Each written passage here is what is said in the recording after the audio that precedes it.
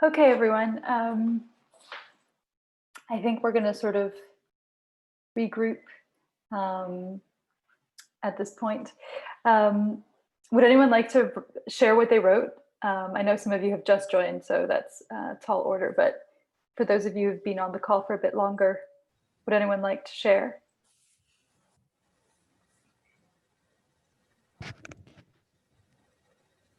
I'm sorry, but I didn't understand what's the assignment. Okay.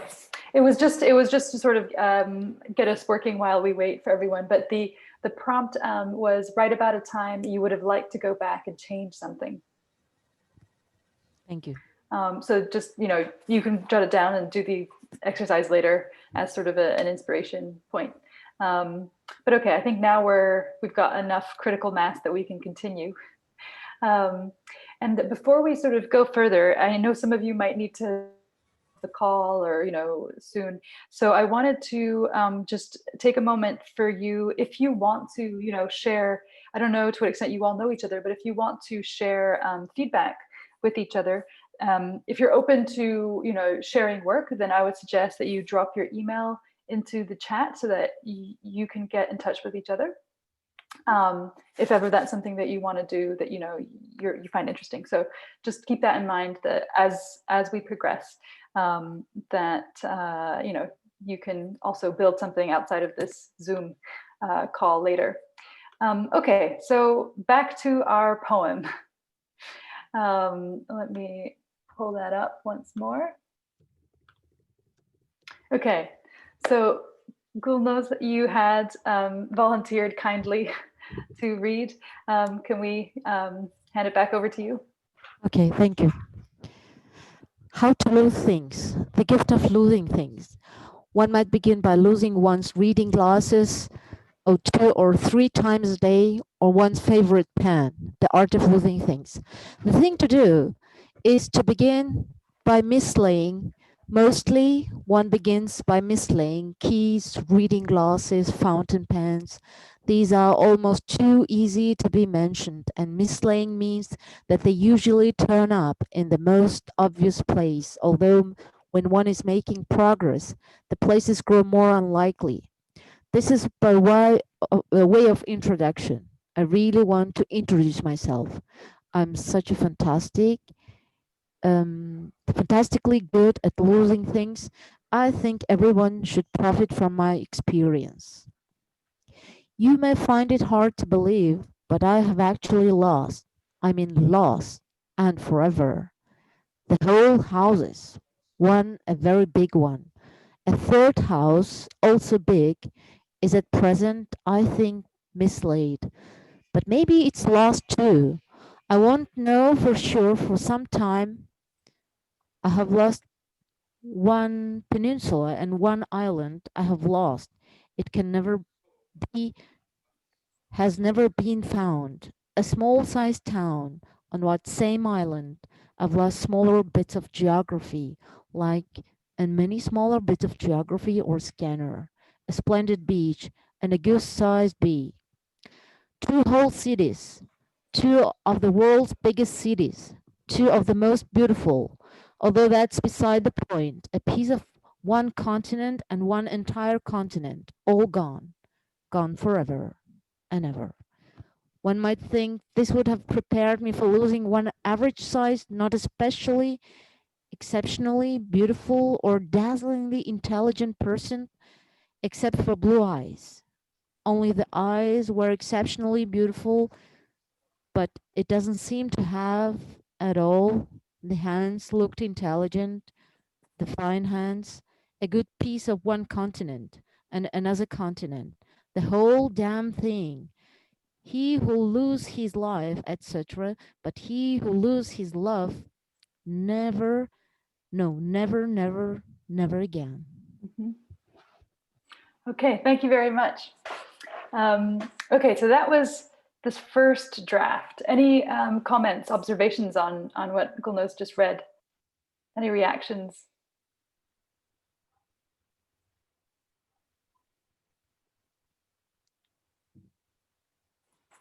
Yes, Gulnaz, you wanted to say something? Oh, I think you're muted.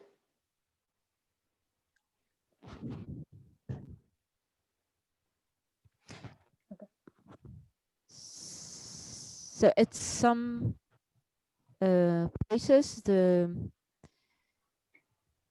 poet tried to improve the text and change the words. Yeah, so you found yourself kind of reading and then almost like repeating, Yeah. right? Yeah. Yeah.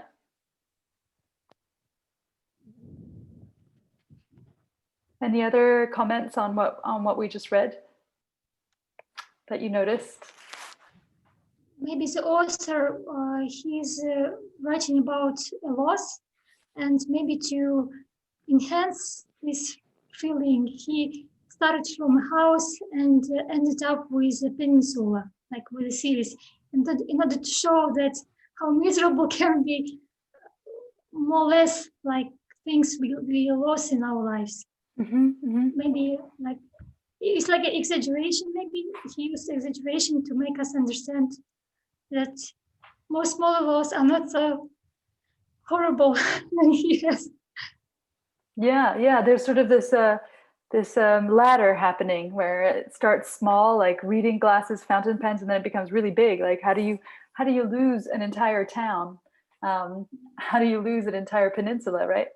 And then it becomes smaller again, or sort of more specific to just one person, this intelligent person.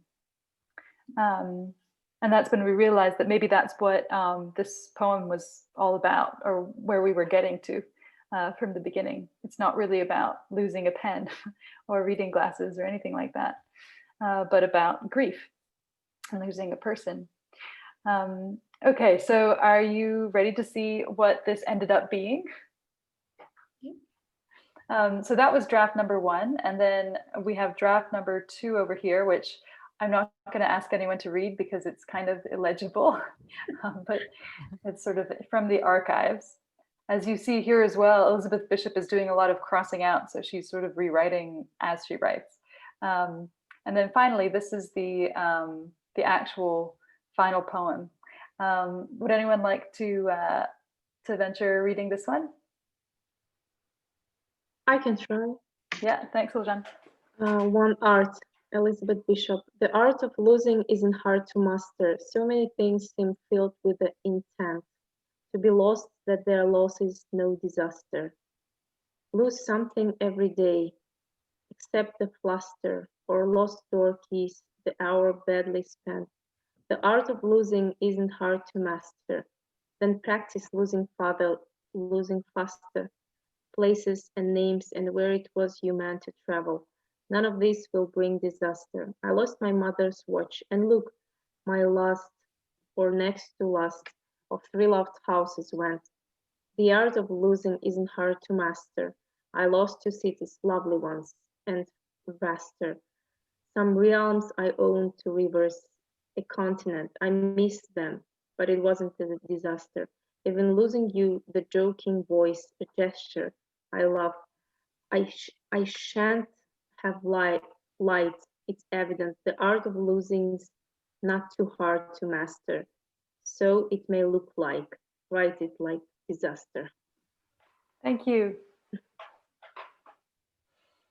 Okay, so what do we notice here? You know, if we're sort of doing our detective work, what ended up making it from the first draft? What are some changes? Now we have a distant rhymes, so it's easier for us to read the text. And excuse me. And now the thoughts are very clear, so it's way easy to understand her feelings. It's true that there's a lot less text. It's almost like she's taken this lots of text and sort of cooked it down to something more concentrated. And also what you said, that there's a rhyming pattern now. So she's using a form that actually comes from the French. It's the villanelle. It's a specific poetic form where you repeat certain patterns. And so it's interesting to see that that's not what she started off with. She sort of added this form later on. Yeah. Anything else that you, yeah. Is this form you mentioned is like having two phrases that are like interchanging each other, like disaster and master, like the art of losing isn't hard to master. Exactly. So it's about, so if you look at the pattern here, there's the art of losing isn't hard to master. That's a sentence that comes back. Right, and if you look at, that's the first sentence of the first stanza, and it becomes the last sentence of the second stanza, right? Then you have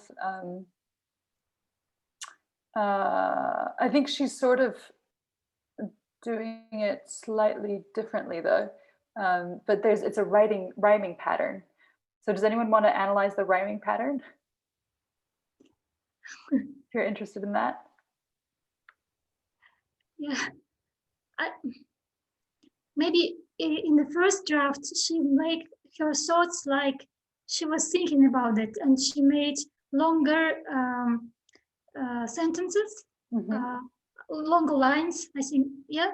And now she like made these ideas, like she turned them into the like crystal. Yeah, they are less now, but they're showing more clearly what she wants to say. Yeah. So it's like, yeah. So maybe in the first draft she was like thinking what she wants to depict in the poem, and in the end she made it very like crystal, very short and very crystal. Yeah, and you can understand what she means to lose a town. Now I understand that she moved to another place. Yes, I mean, and two cities. It's not like a loss for her that she moved maybe to another place and she lost these places. Yeah. Maybe I think, yeah. Yeah, and it's true. So she's kept the idea of the two cities, right? But we've lost other things, like the reading glasses have left, the pen. She's added in some door keys. It's interesting to see what she's taken out and what she's put back in. But some things, it seems, are sort of central to this poem. And one of them is this idea of actually losing really huge things like a city, or, you know, she also puts in a continent there. So that's where we can sort of see, that's part of the sort of main anatomy of the poem. And I don't know if you remember when Gulnaz was reading, there was quite a lot about the person, how that person was incredibly, what was it? It was sort of had great eyes, right? And all of that's also gone. She sort of reduced it to just a gesture, a joking voice, right? It's become very, very small. Okay, so this was sort of, I wanted to show you guys this to see just how much our drafts can change over the course of our revision process, and also how no matter how much they do change, there's something in the first draft that's always going to be sort of the basic DNA of whatever it is that you come out with at the end, right? So it's recognizably the same thing, but at the same time, it's very much not the same thing. And that's kind of cool to be able to see that. So one tip for your own revision process is to be like Elizabeth Bishop and to keep all your drafts, not just for future scholars, but also for yourself, so that you see how it evolves and how your thinking around it evolves. So rather than change everything in one document, just keep saving new versions of that document, so that you're able to track your progress. Okay, I'm gonna stop the screen share and pop back out. Okay, so let's see, where were we before this? That's one of the things that happens in a revision, is the distillation process. And I have sort of 4 tips for you about what to do when you're revising, or what to do when you're sitting down to look at something that you've gotten feedback on. And to start with, it's very easy. It's to print out your work. If it's typed up, to actually have a physical copy. And the reason for that is that it alienates you just a little bit from your own writing, enough that you can look at it with a fresh perspective. So I'm going to show you something that I've been working on lately, which is a short story. So this is the first draft. It's called The Book Collection. And as you can see, I wrote it by hand. So there are some revisions here, like I crossed out an apartment and I wrote something else, but overall I was just sort of writing fluidly. And then I typed it up. That's also a really good process, to write by hand and then type up. And now it's here. And then I started taking it apart, a lot like what you are giving someone else feedback, right? And I mean, I changed the title, that's one thing. But see, for instance, here I've given myself instructions. I've said, reduce by another 1,000 words. And then, for instance, let's see, what else can we see here? Here, maybe. For instance, here I have could be condensed. So I'm telling myself that I'm being too long. Here, I've got a question. Why share this information? So in a way, this might strike you as something that crazy people do, but for writing, it's actually really useful to be having this conversation with yourself. So you're in fact sort of applying the same process that we applied in yesterday for feedback, just to yourself. So that's one idea. The other one is to be okay with it getting much, much worse before it gets better. And for that, I have an illustrative video for you. So let me try and figure out how to share that with you.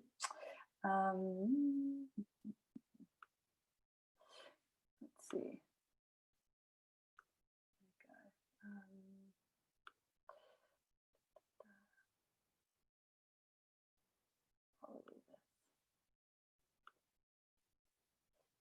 Okay, so it's here.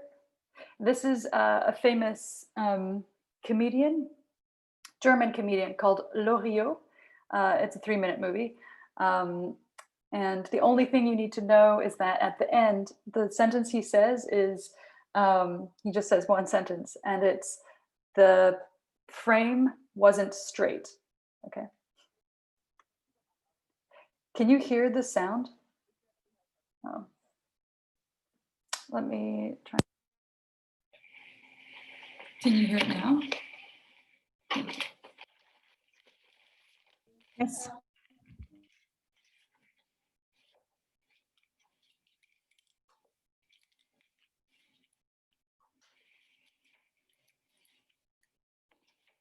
Sie möchten sich noch etwas gedulden.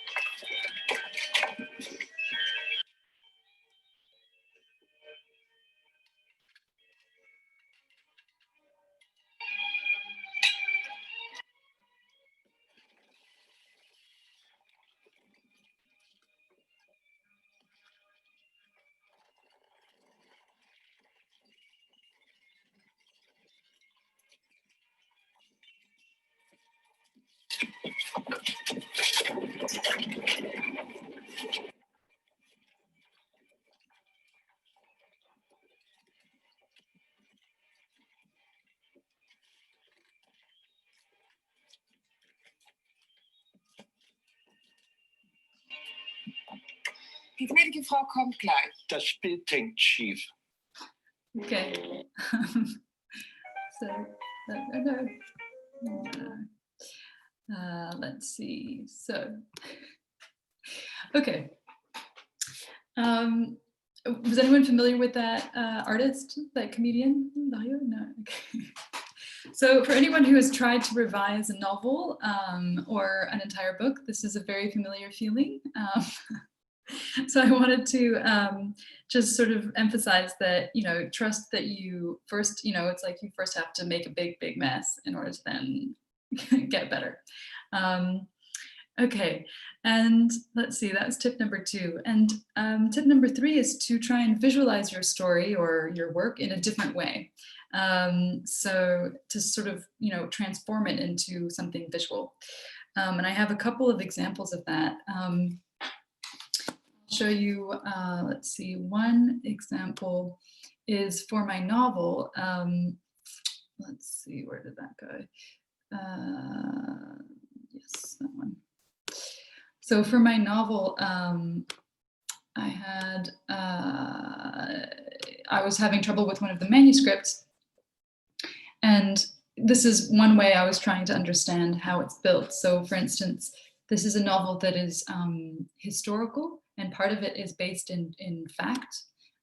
Part of it is entirely made up. And so I was trying to figure out which parts I had made up and which parts were actually true. And then there are some parallel structures in the novel that I didn't really realize until I drew this sort of diagram where there are 2 moments where the same character is asked to do the same thing. And they happen sort of at different points in the novel. Another example of sort of visualization is, this is also, again, me trying to just cut up the different parts of the chapter and rearrange them on the wall. Then there's also sort of other methods of outlining are post-it notes or like little pieces of paper where you just write, for each moment or each scene, you write it down and then you shuffle them like cards. You figure out what order you want them to be in. So that's, again, me trying to do that with my novel. Other people have much more aesthetically pleasing ways of doing it. I have a friend, that these are her post-its where she's color coding and they're very carefully aligned, depends on your aesthetic. And then of course you have, just like paper outlining, like this is J.K. Rowling who outlined Harry Potter. So if you look at it closely, you can see that what she's doing there is she's numbering the chapters on the left-hand side, then she's putting the time, she's figuring out when those chapters are taking place within the narrative, then she's putting it a title, and then she's sort of trying to sum up what happens in that plot, in that chapter. And then here, all the other columns are sort of themes or what you would call subplots. So like not the main story, but like side stories that are happening. And I'm not really good at reading her handwriting, but I've been told that, there are like various, like for instance, there's the romantic subplot in the 4th column, which is like Cho versus Jenny. And so she's tracking like, when does Harry fall in love with so-and-so and when do they talk? And she's just making sure that that's sort of still moving along with every chapter. And I wanted to show you another outline. Let's see. I'm just going to stop the screen sharing and figure out how to show you that. Yeah. This is an outline that I did for my novel again. And it was quite time consuming, but it helped me understand how the novel was built. So can you all see this Google Doc? Yeah. Okay. Okay, I've got it. So here, what I did is I took the draft and I went through it page by page and I figured out what each section contained. So here I'm saying section 1 goes from page 4 to 5. This is a scene. And here I try and summarize what's happening in the scene. Porcher is someone who pays a visit to one of my characters. And then I put the time and place, the characters who are in that scene, the purpose, like why I've made that scene, and the different threads or themes, and the question that that scene is asking at the end? Like, what is the reader wondering about by the time they get to the end of that scene? And then some notes for myself, like what needs to change, for instance. And then I did that for the entire manuscript. So it's like a 40-page document that takes a while to make, but what it does is that it also then helps you sort of have like a bird's eye view of something much bigger. I have a question. Yes. So you did it before writing a novel or after you wrote your first draft?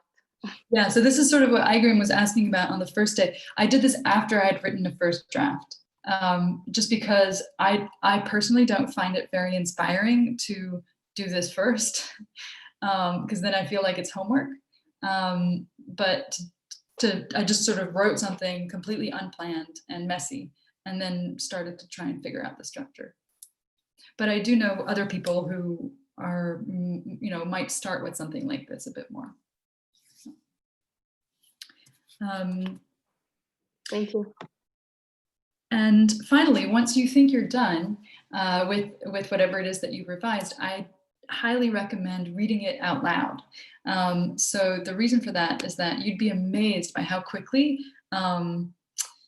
like you can hear yourself get bored, or you hear yourself stumble over certain things that you wouldn't notice if you're just sort of reading it on the page, like not out loud.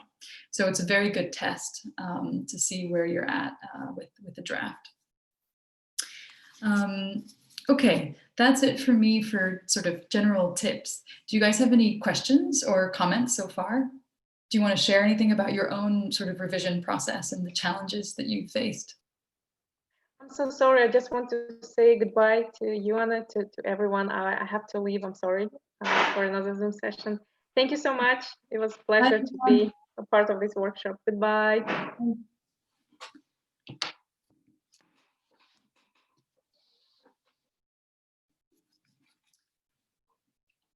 So has anyone here had revised their work before? Yes, I did it a lot of times.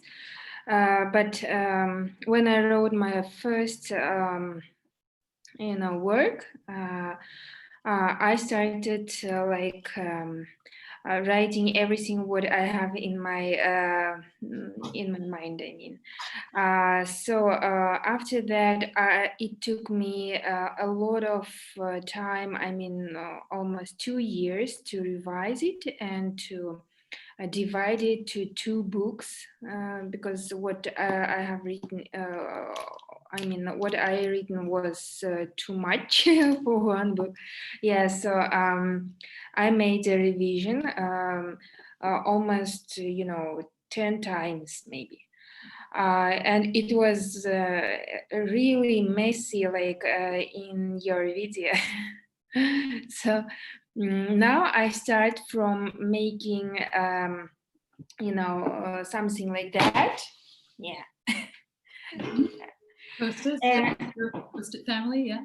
Yeah, when I start from making, cards or maybe no. First, I start from free writing. I write everything what I want in 2 or 3 pages, and then I try to finalize it in some bullet points, like a thesis. So after that, I start to think about what chapters I need and what will happen in that chapters. And after making such a visualization, I have a full picture in front of me, and I start to write. So it works very well. I didn't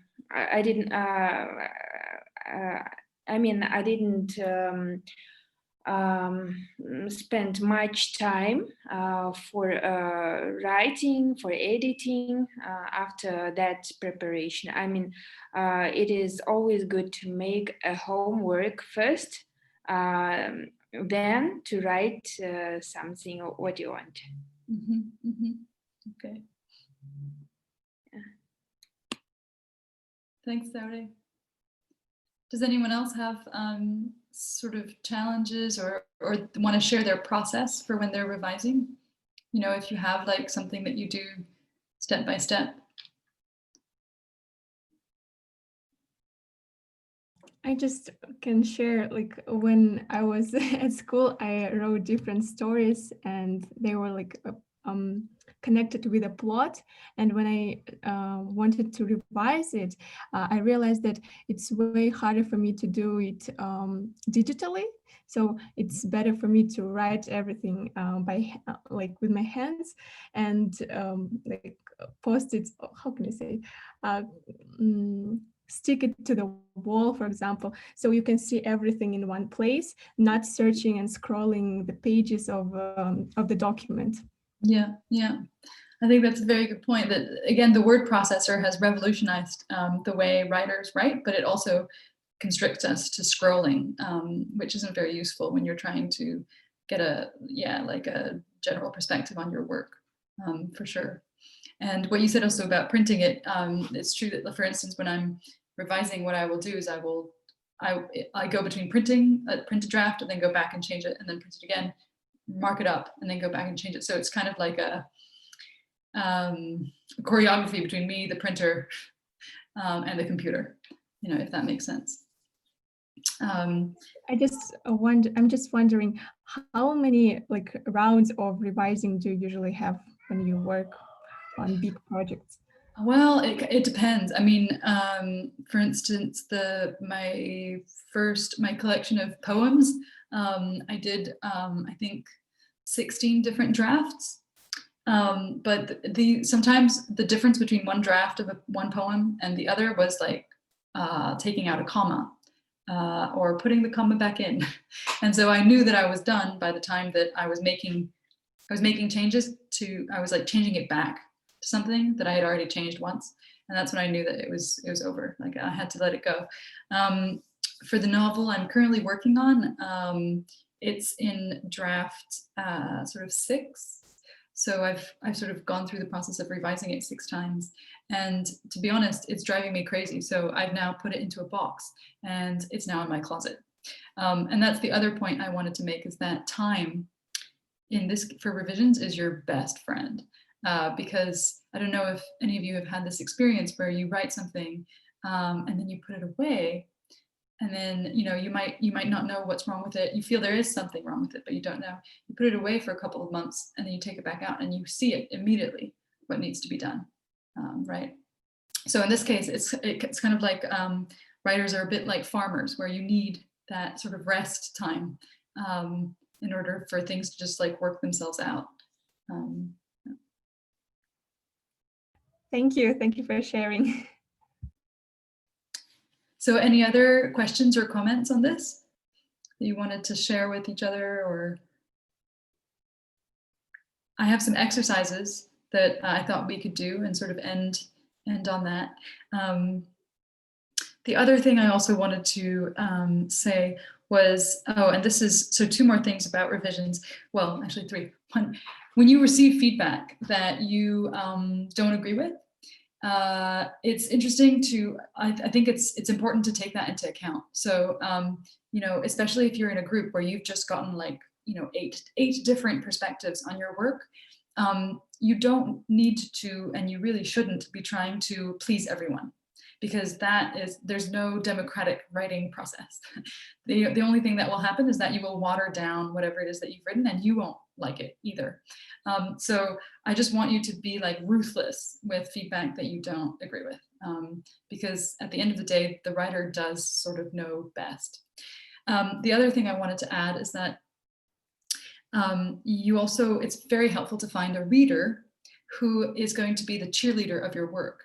And by that, I mean, not necessarily someone who doesn't have opinions about what you're writing, but someone who will always find, in whatever mess you've just made, they will find the one thing that is good, and that's what they'll keep in mind. So, it can be a friend or a family member.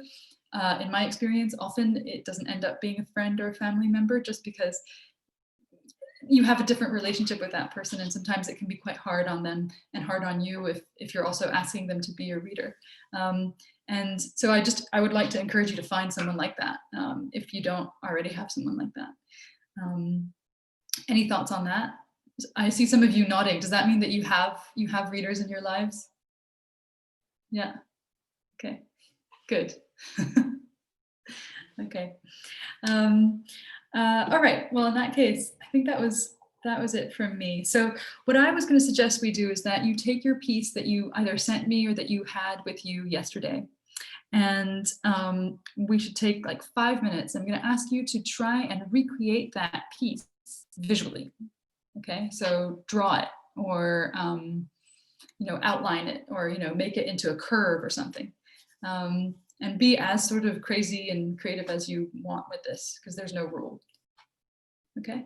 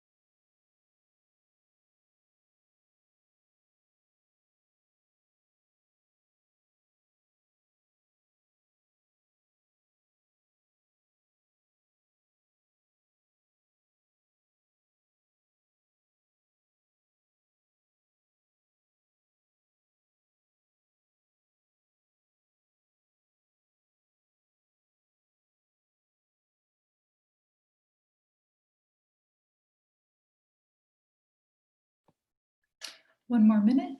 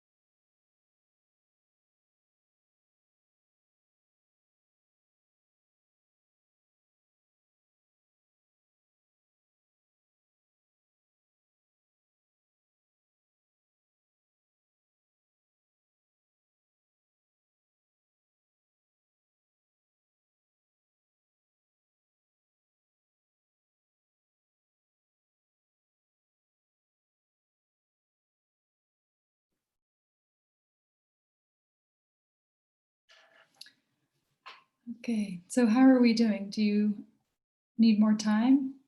Are you ready? You're good? Okay. Would anyone like to share their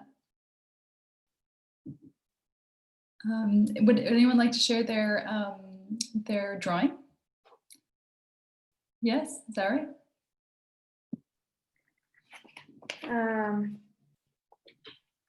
Here is a circle, story circle, which I learned recently. It is called a story circle of David Harmon. Yeah, first you should start from like here, you then you need something, you go for it, you search for the decision, you find something that helps you, and then you take a risk, and you return to the normal life, and you feel the change. Mm-hmm. Yeah, this is a story circle, and I decided to visualize my story, the underwater creature, like this. This is a normal life, and this is a point where they face the death. Yeah. First, I started from friends having fun on the lakeshore. Then they argued who can swim farther into the lake. So the boys swim far into the lake, and at that moment, you saw a creature. Then the creature grabs him. And Tengiz started drawing. Then Muhit helps him, and they both return to the lake shore. And at the end, they are changed, and now they understand that they are really best friends. After arguing at the beginning, now they understand that they are real friends. Oh, that's cool. That's interesting. So you're that's sort of what we would call also the hero's quest. That's the circle formation is something that is very common in sort of classical sort of folk tales and sort of fairy tales as well. And so I read this story. So that final little moment before it comes back, that's sort of the part that we were just talking about, the ending, right? Right. Mm-hmm. Okay. Okay.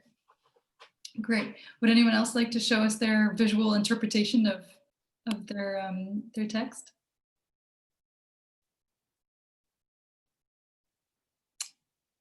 Okay, well, I'll let you warm up to it. I've got something for you.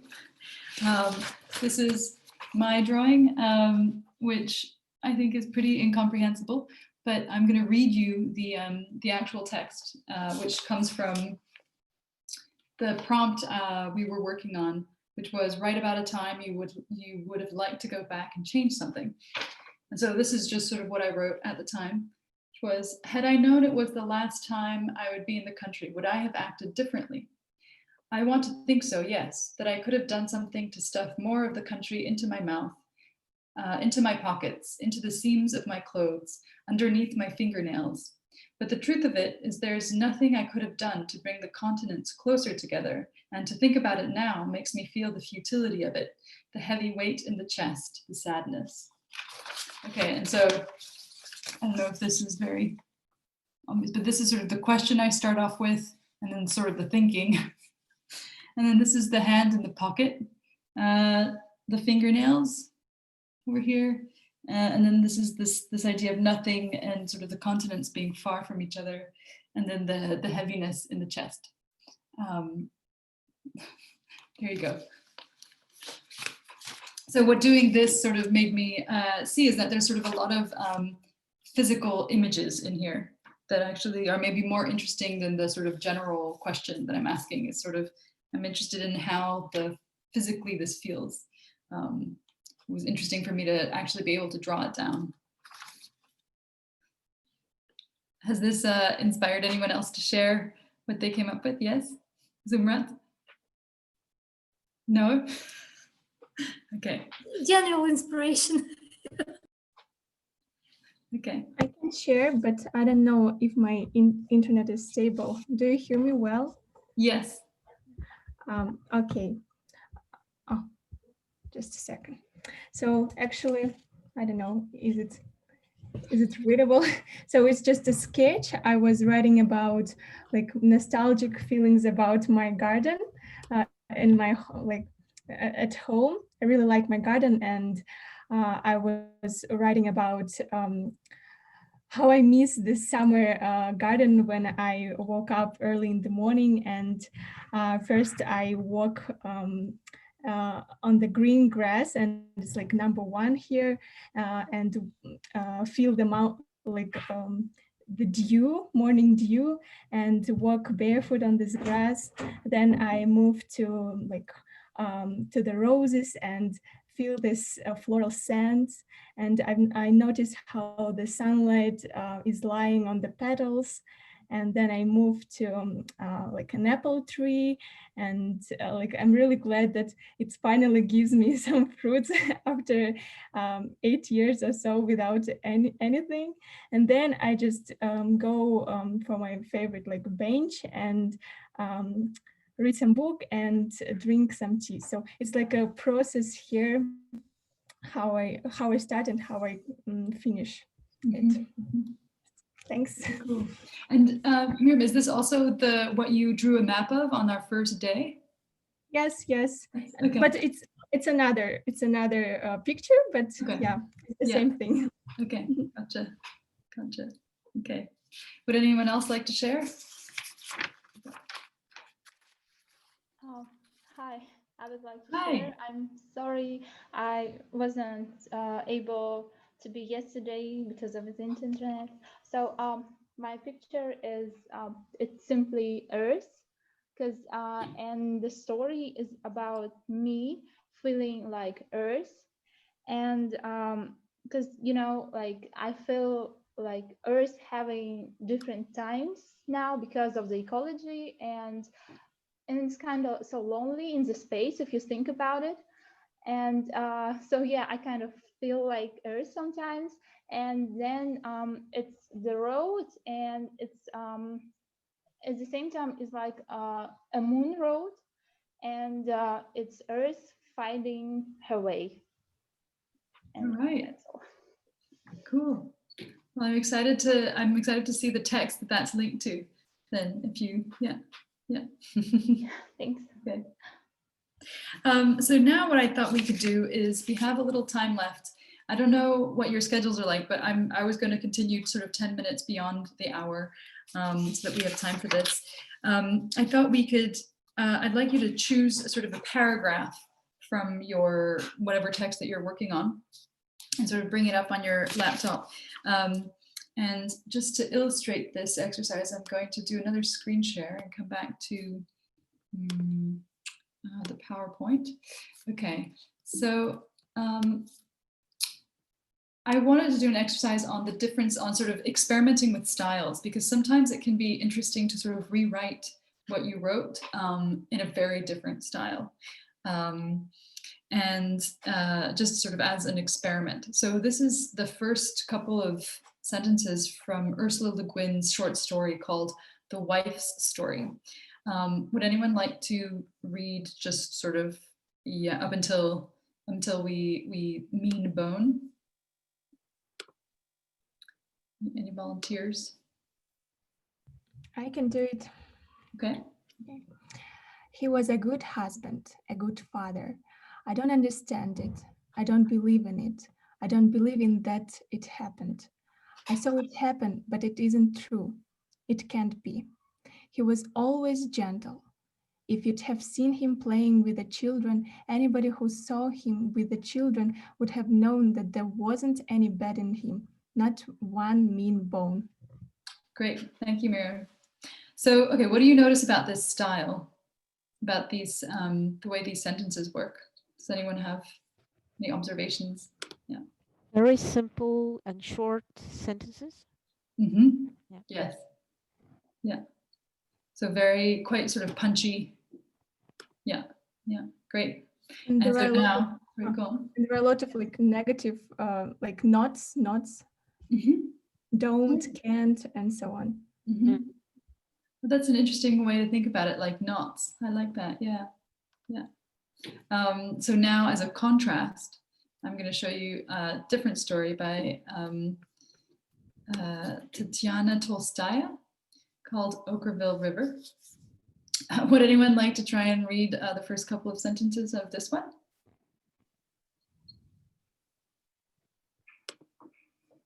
Anyone? You're wary of, yes, go ahead, sorry. When the sun moved into the sign of Scorpio, it grew very windy, dark, and rainy.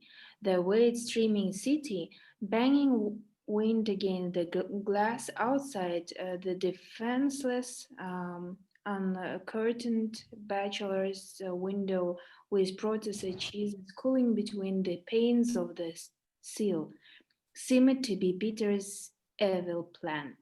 The revenge of the huge, bug-eyed, big-mouthed, and toothy carpenter Tsar, sheep's axe in his upright hand, chasing and gaining on his weak and terrified subjects in their nightmares. The rivers rushing out to the wind-blown and threatening sea, bucket and with hissing urgency opened the cast iron hatches and quickly raised their watery backs in museum cellars, looking at the fragile collections that were crumbling into damp sand. Okay, thank you. See, we've gotten to the end of this screenshot and we haven't even gotten to the end of the sentence there. So any observations about this? Sentences are very complex and it has a lot of descriptions, like using 4 feelings. I mean, seeing, touching, you know, like it is really complex sentences. Yeah, so it's long sentences and it's also very sensory sort of sentences. It's very rich. Yeah. Yes, yes. The author applying to all the 5 feelings of the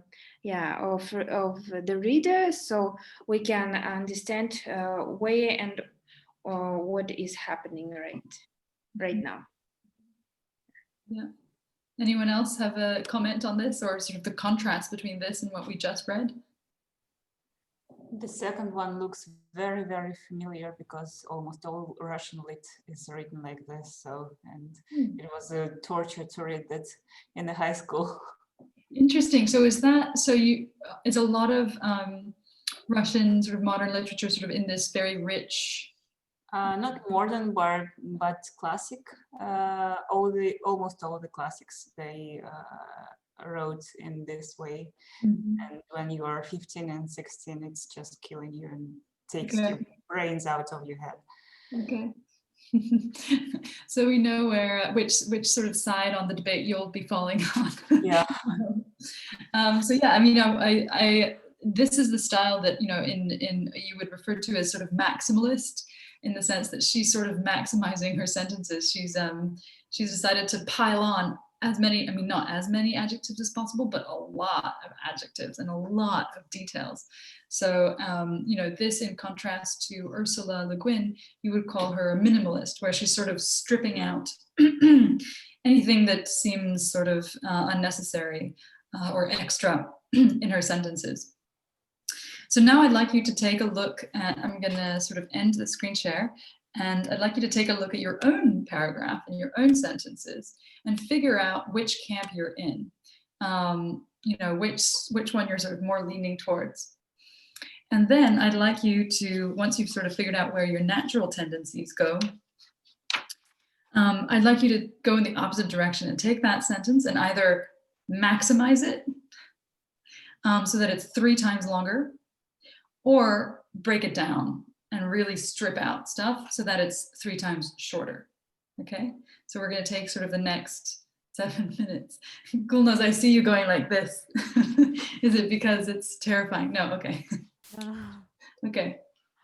All right, so I'm going to give you sort of 5 to 7 minutes to sort of do that, okay?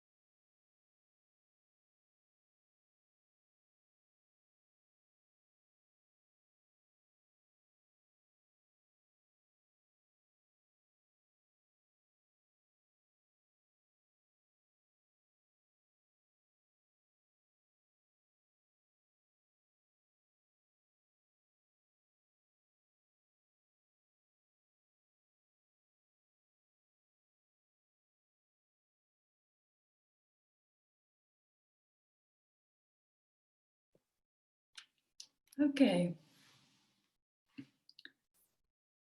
So wrap up whatever sentence you're working on.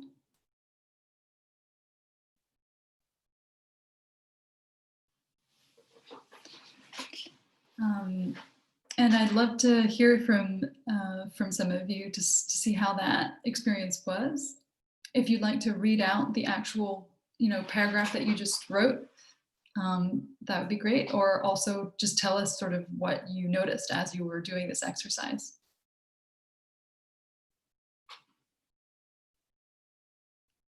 Can I just share my feelings about it? Because I realized that it's very, very hard, because I wanted to maximize my sentences to give it use all these 5 senses, but it was really hard.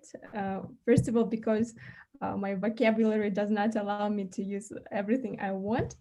And second is I think that I already wrote what I wanted and I couldn't add something more to make it maybe more richer. Yes, but it's very hard, but I think we need to practice it more, and then it will be easier, way easier.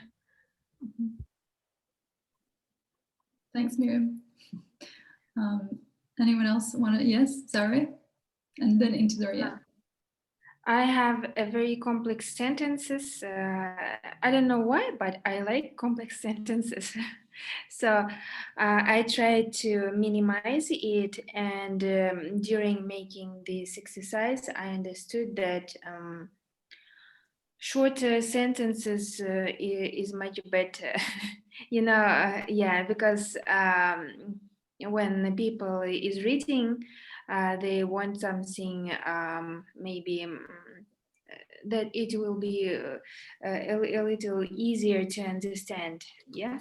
And I think that when you are writing, you should, just try to give one idea during one sentence. One sentence.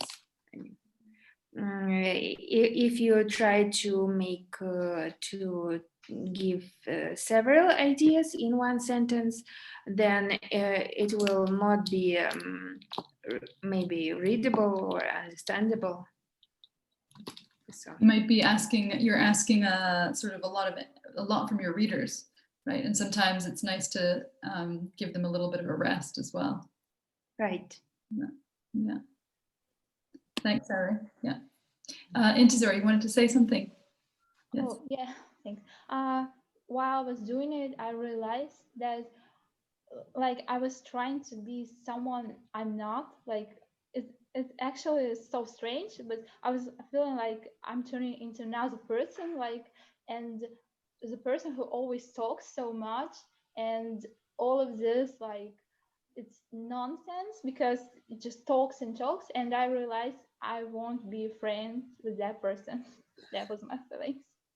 Okay, that's interesting.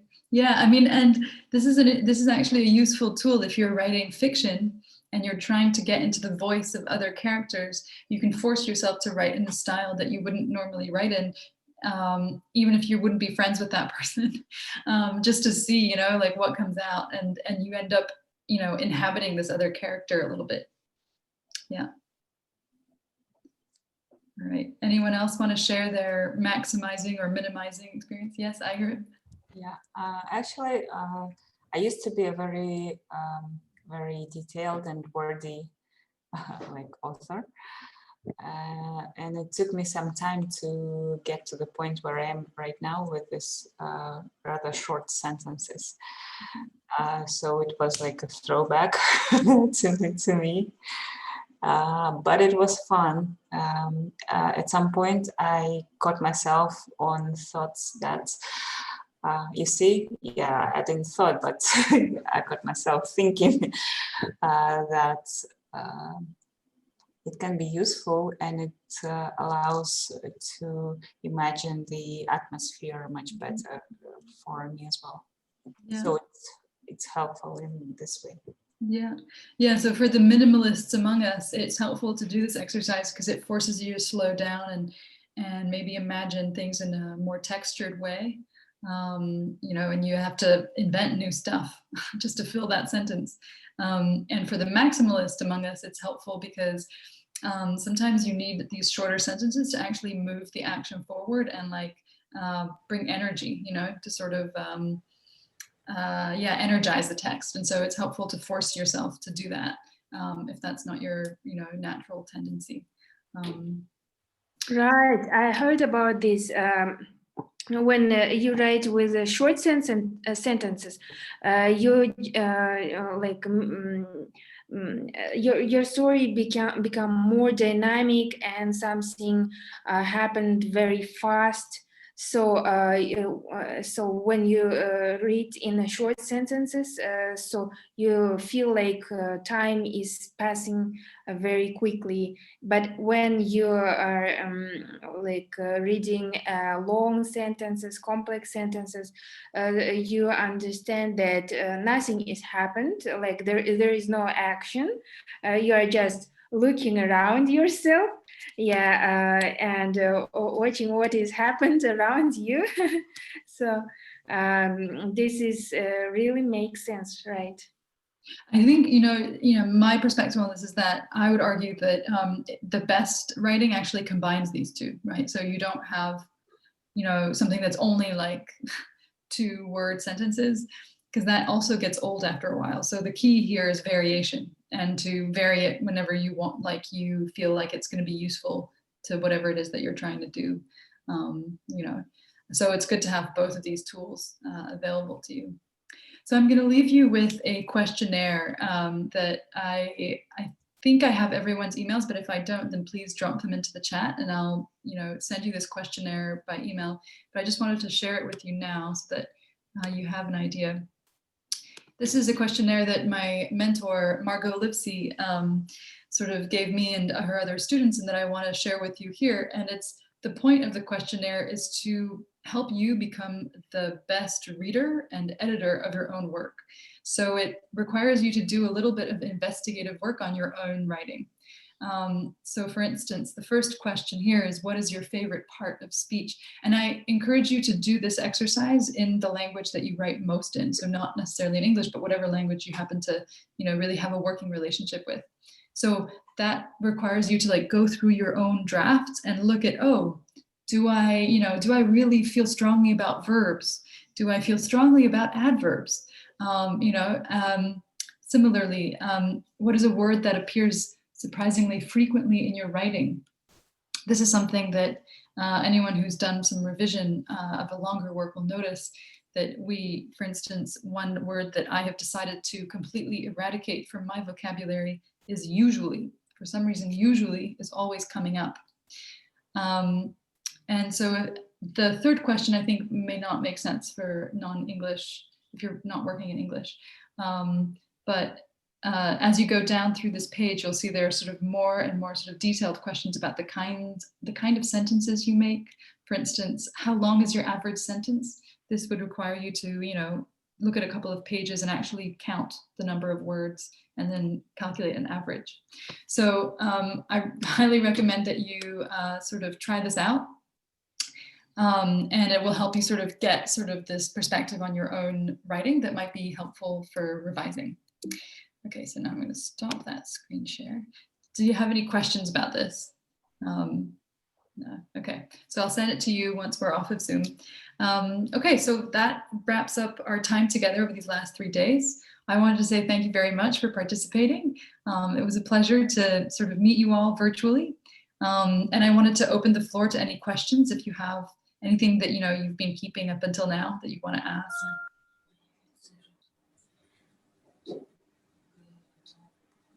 I think everything is clear, and I liked this workshop. Thank you for sharing with us your experience, your knowledge. So I appreciate it much. Thank you a lot. All right, thanks, Zare. Okay. All right. Thank you for your pieces of advice. I think it was very useful, and I really like the process of giving feedback with these 3 rounds. I find it very useful. So thank you for you that you have dedicated 3 days for this workshop. It was great. Thanks. Okay. Well, it was lovely to meet you all, and I'll send you also, I wanted to mention that I have a podcast called The Quarantine Quill, where if you haven't tired of hearing my voice, then you can hear it again. For 40 episodes, where we do little writing exercises. So it's something that, you know, can be a useful tool for you. And also the University of Iowa has an online course for creative writing that I can send you the link as well, and that's completely free. And so, you know, it'll introduce you to a lot of different ways and different instructors to think about creative writing. Great, thank you. Thank you. Thank you, Anna. Thanks for the techniques you shared, for practical advice. No doubt it will help our participants to develop themselves more in creative writing. Thank you very much, and good luck.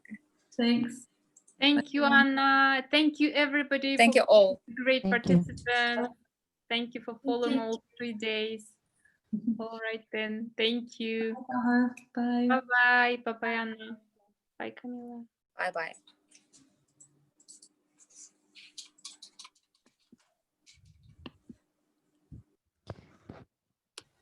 Anna, may I ask you something? Yes. Well, I'm here just, well, I was looking for people who do creative writing, and I would like to organize something like in Uzbekistan for Uzbek writers, young writers, or beginners. And well, I work for Goethe Institute, and I would like to ask, can you do the same program in German, or do you just do in? Well, Because you know, I read that you have some German roots, or maybe I'm wrong. I read just in the internet.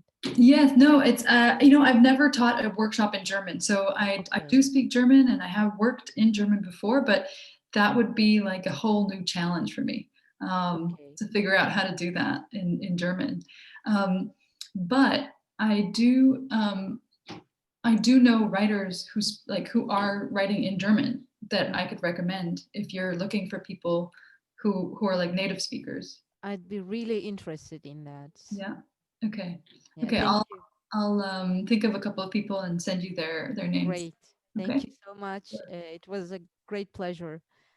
Nice to meet you too. Bye. Bye. Anna, thank you for your session, and I wanted to apologize one more time for everything that happened. Oh, no problem. It added some excitement. Thank you. It was great. I hope you guys work out some security, new security. Yeah, we're already working on it. Okay. All right. Thank you.